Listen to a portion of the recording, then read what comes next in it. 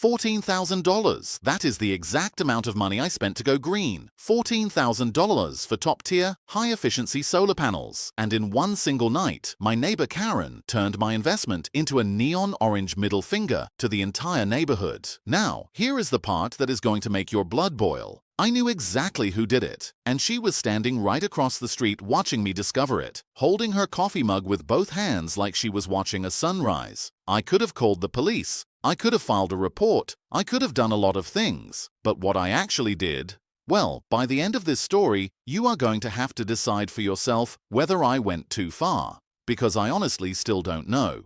Before we get into the plan, you need to understand who Karen was. She had lived across the street for 2 years, and in those 2 years, she made it her full-time job to be the most exhausting human being within a 5-mile radius. She was the kind of woman who would knock on your door at 7 in the morning to tell you your garden hose was coiled the wrong way. She had complained about the color of my mailbox, the height of my hedges, and the angle of my driveway basketball hoop. But then she got onto the HOA board, and that is when the low-grade annoyance turned into a tactical war. She started showing up at people's houses with a clipboard. She sent out newsletters with highlighted sections in bold red text. She once organized a neighborhood watch meeting where the main topic was monitoring suspicious vehicle parking patterns. 2 people showed up. One of them was her husband, Gary, who looked like he hadn't slept properly since the Obama administration. I felt for that man. I really did. Me and Karen had a history. Cold looks, pointed comments at the mailbox, the occasional passive-aggressive note under the windshield wiper. Standard Suburban stuff. I learned to ignore her. She would push, I wouldn't react, and she'd move on to someone else. It wasn't a solution, but it was a ceasefire. And a ceasefire was enough for me. Then I got the solar panels. This wasn't an impulsive buy. I researched them for a year. I checked the HOA guidelines 3 times. I knew Karen would be watching. The installation was clean, professional, and followed every single rule. I was proud of those panels. My electricity bill dropped by 60% the first month. 60%. I was genuinely happy. Karen hated them. The day the crew finished, she stood on her lawn with her arms crossed, staring at my roof like I'd just erected a monument to everything she despised. My neighbor Dave told me she stood there for 40 minutes straight. I didn't care. I went inside and had a cold drink. I thought I had won. That was Thursday. On Saturday morning, I walked out to get the mail and stopped dead. The panels, every single one on the south-facing side of my roof, were covered in thick, bright, unmistakable orange spray paint. Not scribbles, long, deliberate strokes. $14,000 of technology turned into a graffiti canvas.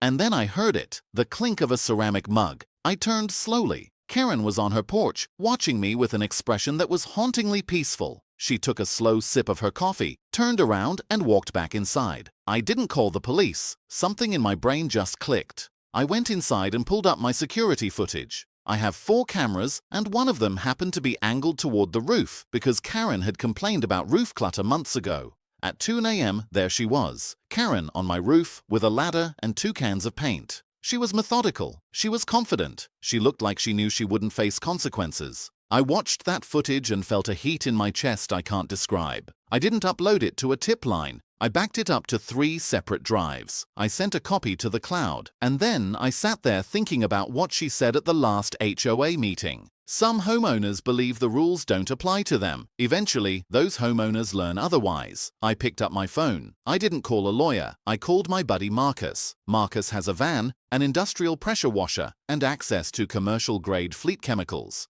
I told him what happened. He was quiet for 4 seconds and then asked, "Do you want to fix the panels or do you want to make a point?" I told him both. He told me to give him 24 hours. While I waited for Marcus, I did some research, not on Karen, but on paint. I needed to know what she used, but I was also thinking about symmetry. Keep that word in the back of your mind. Symmetry.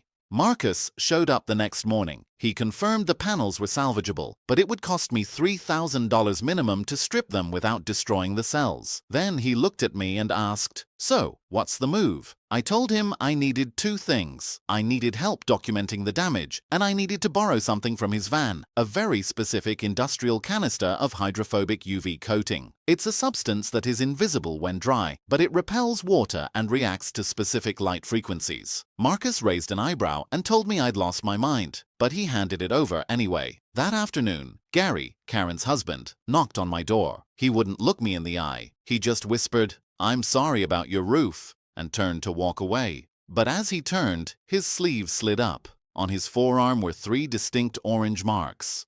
Gary hadn't done the painting, but he had helped clean up the evidence. He was part of it. Then my phone buzzed, a text from an unknown number, just a photo of my ruined solar panels from the street. Underneath it, 3 words, "Looks better now." That was the moment any hesitation I had vanished. My wife walked into the kitchen, saw the text, and looked at me. She didn't ask questions. She just said, "Whatever you're planning, I didn't see anything," and walked out. I love that woman. I spent the next few days making calls, not to authorities, but to the victims of Karen. Dave, whose garden lights she smashed. The family at the end of the block she sued over a trampoline. The woman whose flower colors she'd reported as non-compliant. Every single one of them said the same thing. "I'm in. What do you need?" I learned Karen's schedule. Every Friday, she goes to a book club for exactly 2 hours and 15 minutes. She thinks she's safe because she has 4 security cameras with signs that say, "Smile, you're being recorded." She thought they were her shield.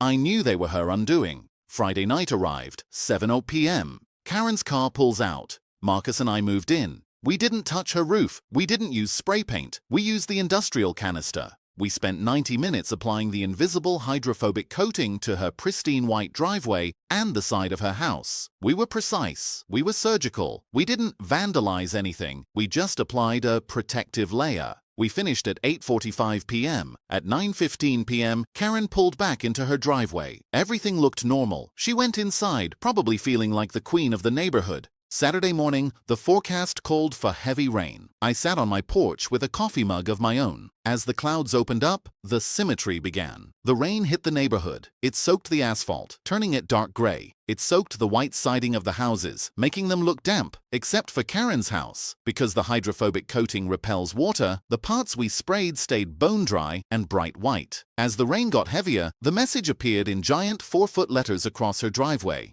The rules apply to everyone. On the side of her house, an invisible stencil of her own face, the exact frame from my security footage of her holding the spray paint can, appeared in the dry wood against the wet siding. It was a masterpiece. Every neighbor who had ever been bullied by her was standing on their porches, holding their coffee mugs, staring at her house. Karen ran outside screaming. She tried to wash it off, but you can't wash off a chemical that repels water. The more water she used, the clearer the message became. She ran to her security cameras to see who did it, but she found nothing but static. Marcus's signal jammer had taken care of that. She looked across the street at me. I was standing there, holding my mug with both hands. I took a slow sip, turned around, and walked back inside. By Monday, the video of her on my roof was mysteriously leaked to the rest of the HOA board. By Tuesday, she was forced to resign. By Wednesday, Gary was seen packing a suitcase into his beige sedan. He didn't look sad this time. He looked relieved.